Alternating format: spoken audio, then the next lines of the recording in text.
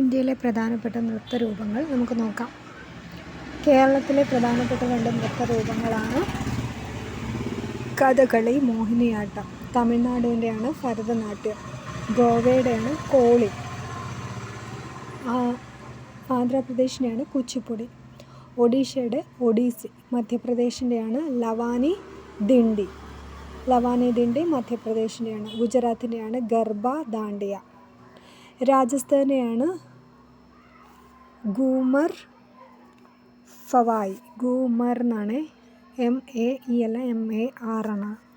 ഉത്തർപ്രദേശിൻ്റെയാണ് കഥക്, മണിപ്പൂരിൻ്റെ മണിപ്പൂരി, ആസാമിൻ്റെയാണ് സാത്രിയ, അരുണാചൽ പ്രദേശിൻ്റെയാണ് ബിഹു, പഞ്ചാബിൻ്റെയാണ് ഭാംഗ്ര, അതുപോലെ തന്നെ ഗിഡ്ഡ. അപ്പോൾ ഇത്രയാണ് ഇന്ത്യയിലെ പ്രധാനപ്പെട്ട കുറച്ച് സ്റ്റേറ്റുകളും അവയുടെ നൃത്തകലാരൂപങ്ങളും. Okay, thanks for watching.